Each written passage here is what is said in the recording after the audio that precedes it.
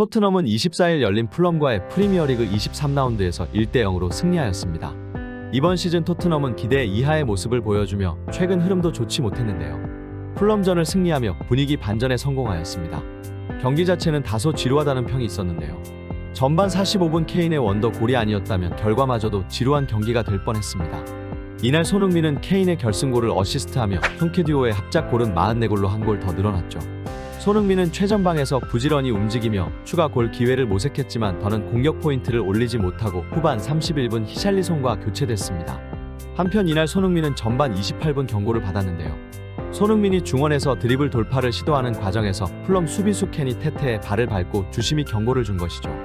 경기가 끝나고 현지 주요 매체들은 이 장면을 다루며 해당 경기의 핫 이슈가 되었습니다. 손흥민의 반칙이 다이렉트 퇴장이 아닌 경고를 받은 것이 정당한 것인가에 대해 갑론을박이 펼쳐진 것이죠. 특히 전 토트넘 감독이자 현재 해설가로 활동 중인 팀 셔우드는 손흥민을 맹비난하였습니다. 그는 손흥민의 태클을 충격적인 태클이라 하며 다음과 같은 말을 하였습니다. 100% 레드카드였다. 비겁하고 충격적인 태클이었다. 테테의 다리를 부러뜨릴 수 있었다. 비디오 판독이 진행됐지만 손흥민에게 퇴장이 주어지지 않은 이유를 모르겠다. 나쁜 태클이었다. 손흥민이 계속 경기를 뛸 수 있던 것은 행운이다. 또한 SNS상의 팬들도 손흥민에 대해 가혹할 정도로 비난을 이어갔습니다. 손흥민의 퇴장이 아니라는 것이 도저히 믿기지 않는다. 손흥민이 어떻게 퇴장해서 도망칠 수 있었는지 어이가 없다.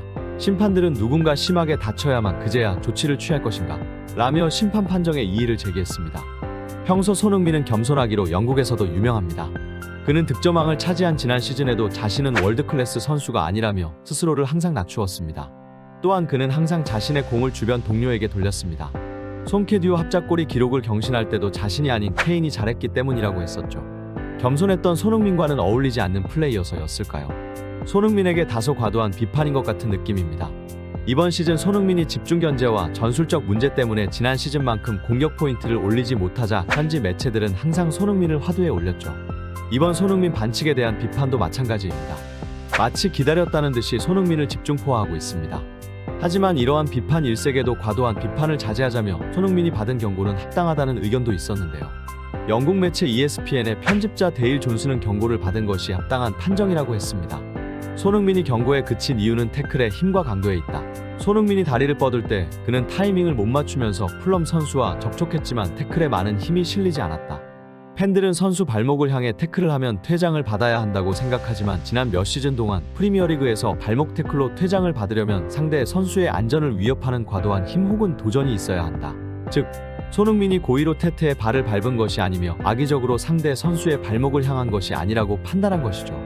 그렇다면 실제 심판 출신 전문가가 보는 시각은 어떨까요? 피파 심판 출신 마크 할씨는 손흥민을 비판하는 이들에게 일침을 가했습니다. 손흥민이 조금 늦게 테테를 가격한 것은 맞지만 무리한 도전 상황이었다고는 할 수 없다. 충분히 있을 수 있는 장면이며 퇴장까지 갈 만한 상황은 절대 아니다. 실제 선수들과 수많은 경기를 뛰면서 수없이 많은 판정을 내린 심판의 눈이 일반 팬이나 기타 전문가들보다 더 정확할 수밖에 없겠죠. 이번 시즌 토트넘의 경기력이 전반적으로 좋지 않은데요. 현재 토트넘의 좋지 않은 상황에서 모든 잘못을 손흥민의 책임으로 전가하는 느낌을 지울 수 없습니다. 손흥민 선수가 하루빨리 폼을 되찾아서 맹목적으로 비난하는 이들의 목소리를 잠재워줬으면 하는 바람입니다. 시청해주셔서 감사합니다.